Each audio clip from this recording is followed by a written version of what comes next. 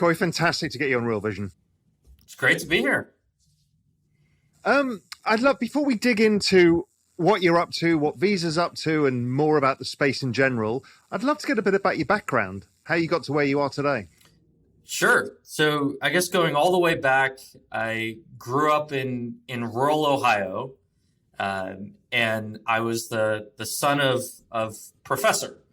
And so it was always, my parents taught at a liberal arts school.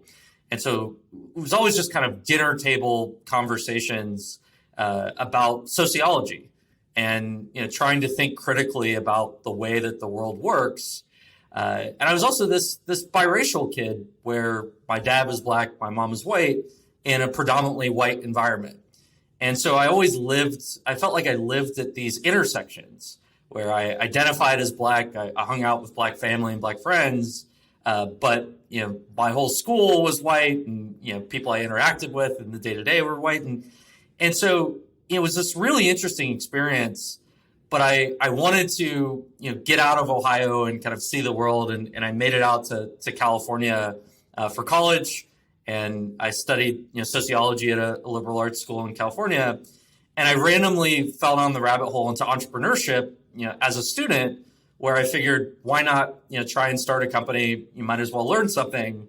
And I tried to build a business sophomore year, had no clue what I was doing, made every mistake imaginable, but I learned a ton. And it was through that experience that got me my first job out of college, which was at a startup called TrialPay, which is really in the advertising industry. And so I was selling mobile ads, really ad inventory within games. And so TrialPay worked with some of the largest social games like Farmville. If people didn't want to buy Farm Cash, they could watch a video or download an app, and they could earn Farm Cash. And so I was a salesperson kind of understanding gaming and advertising. And then Visa acquired this company, TrialPay. And so I didn't know anything about payments. I didn't know what Visa did. I just woke up one day and they were like, "Hey, we're going to Visa." And I was like, "Let me see what this is like." And so as I got into Visa, I was like, there's this thing that everyone uses that works everywhere. There's just a critical part of day-to-day life, but very few people stop to think, what's actually happening behind the scenes? How does money move? And so I started learning about Visa and went down the payments and fintech rabbit hole. And I was living in San Francisco at the time, with some friends who started going down the crypto rabbit hole. And so, this was early 2017. And again, it was just living at this intersection where during the day, I'd learn everything I could about Visa and payments. And on nights and weekends, everything I could about crypto. And I found there were people who knew everything about Visa and knew nothing about crypto. They dismissed it and they just hadn't really thought about it. And then there were people who seemingly knew everything about crypto, but they knew nothing about Visa and payments. And they dismissed Visa and thought, Visa was irrelevant. I was like, the future is some intersection of the two. And my whole life, I feel like I've just been at these intersections. And I said, I'm going to spend the next decade of my career really focused on how crypto and traditional payment systems, come together. And I became the annoying crypto person inside of Visa and would just hammer it away every day at really establishing, myself as the person who was obsessed with the space and annoyed enough people to where we ended up with a crypto team. So when you first started boring people about this, what did they say? They're like, "We're a credit card payments company. What are you talking about?" Talk us through a bit of that journey, because it's always fascinating how you get people across the line. Yeah, so I think it really just came down to education and just helping people understand what crypto represented. And, I think it was very easy when people just looked at Bitcoin from a traditional payment lens, and Bitcoin represented, cryptocurrency for many years. And they looked at it and they said, okay, this doesn't scale, 7 transactions a second, Visa does 65,000. It's hyper volatile. Why would consumers and merchants want to use this? I think it was very easy to dismiss Bitcoin as just not a great payment network for retail payments. And then the tendency for, I think, a lot of large companies was to move on and say, blockchain, not Bitcoin. And so what can we do with this blockchain and, take out the cryptocurrency? And there were a bunch of permission DLT pilots and explorations that were happening. And what we really saw was that there was so much innovation happening where, with scalability, there are many different approaches to improving it. We couldn't just say that, blockchains were never going to scale. That would be a bad technology bet to make. And then we really saw stablecoins emerge. And it was very clear that stablecoins directly addressed volatility. And so you can now represent a fiat currency that ran on an open source public network that no single entity owned and controlled and could scale.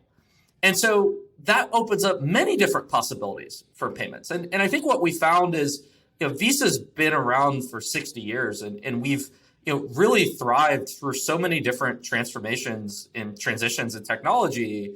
It's hard for people to say like, oh, this is the one that we should be scared of. Like after 60 years, like this is the thing. And what really resonated was this isn't as much of a risk as it is an opportunity. And that Visa was expanding our business saying, we're not just a retail payment network. We're not just VisaNet, the card network. How can we play a role in many different types of transactions? What about the $100 trillion of B2B transactions that are happening? How do we add value to those? What about B2C? What about P2P? That there are all these different types of payment flows moving around the world. And there's a major focus for the company to participate in more of them. And if we have these new payment rails, if we have the ability to represent fiat on top of them, how can we be a single connection point into these networks and help our clients be able to utilize them? And so I'd say we really started making the most progress when we positioned crypto as an enormous opportunity to expand our business rather than a threat or a risk. And I think we continue to see it more of an opportunity than a risk. And how at board level did you manage to get people across that line? Because, at board level, part of it is about risk aversion, making sure you protect what you've built. And here you come in saying, actually, there's a huge opportunity set. I just would love to hear the kind of realities of trying to get the board across the line and look, there's something big here.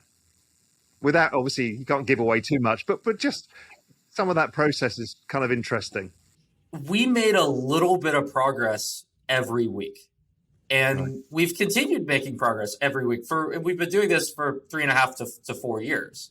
And we really, really focused on education. And I feel like Visa is an incredible company to work at. We really, really smart people. And it's just providing the right resources and the right framework to be able to explain crypto in terms that people understand. And when you do, they get it. It makes sense. And so that was a major priority early on. Is I started a newsletter that I called Visa Crypto Weekly. And I sent it out every Sunday night, strategically. I was like, people are more likely to check their email on Sunday night. It's the only time to get all the big hitters. That's every time everybody reads our email. Exactly. You're not distracted by things of the week. And so I just started sending out like, here are 5 things in crypto and what they mean for Visa, how we should think about it.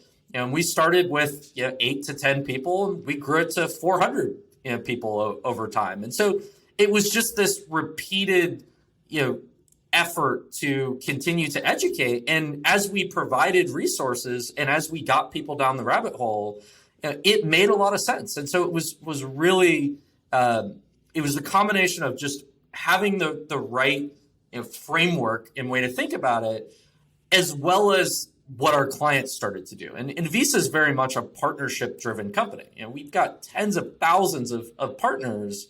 And so we care a lot about how can we support our partners and what are our partners looking to do. And I think, it was really 2018 was the first time that we saw, some of the largest, most forward-thinking partners that we had, most innovative companies, companies like, Square and Robinhood and PayPal that were starting to really take crypto very seriously. And so it was very natural that if our partners are going to care about crypto, if this presents an opportunity to become a new type of payment infrastructure, that Visa should be at the center of it. And so I don't think there was kind of one light bulb moment. It was more of just, continued focus on learning and following and building a culture that really encouraged people to be curious and to have the resources they needed to learn about it, and then to take that and apply it to the opportunities and strategy for the business. Hey, if you like this clip, be sure to check out the full interview and more only on realvision.com/crypto. It's 100% free. Sign up now.